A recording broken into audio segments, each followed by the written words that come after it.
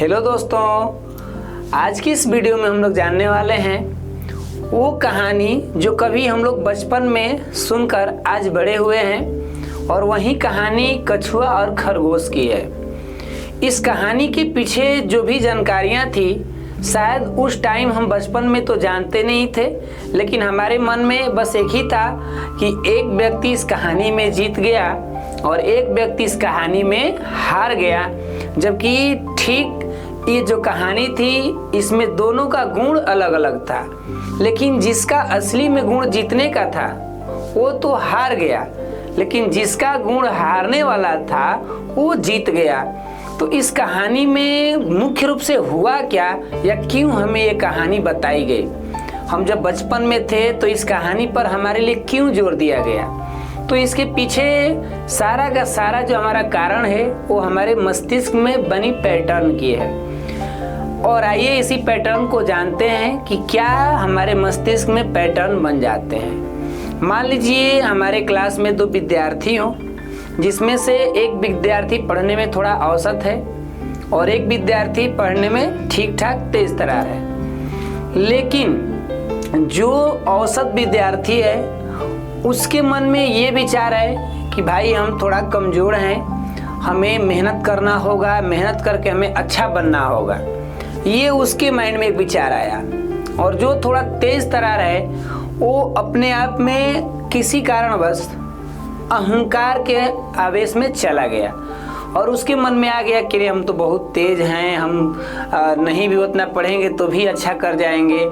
और इस भाव से धीरे धीरे उसके अंदर की एक्टिविटी जो है वो थोड़ा क्या होने लगी, कम होने लगी। और जो भाई औसत में थे उनके मन में था कि हम अच्छा नहीं करेंगे तो और कमज़ोर हो जाएंगे, लोग और मेरी मजाक उड़ाएंगे, इसीलिए हमको पढ़ना है। और ये विचार धीरे धीरे उस व्यक्ति को मेहनत करने के लिए जारी रखा। और जो भाई साहब काफ़ी तेज तर्रार थे उनका अहंकार उनको मेहनत कम करने के लिए प्रेरित करने लगा। और इस तरीक़ा से ये प्रोसेस आगे जारी होता गया।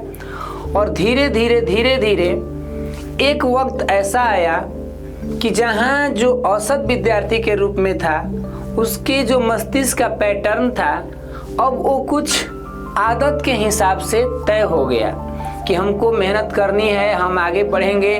और धीरे धीरे ये पैटर्न उसके माइंड में बढ़ गई।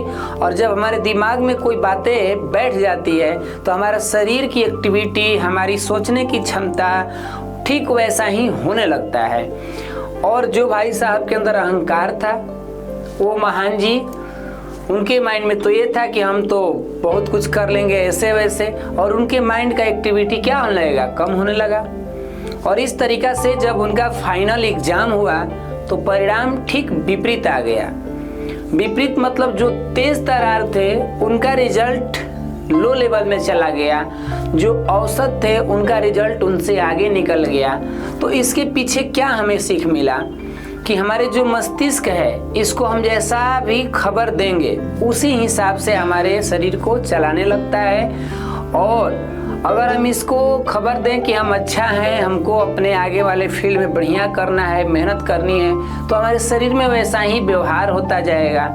लेकिन अगर हम इसको खबर दे दें कि हम बहुत महान हैं, हमको कुछ करने की ज़रूरत नहीं है, तो इस तरीक़ा के व्यवहार से हमारे जो मस्तिष्क है वो उसी तरह हमें ढाल देगा।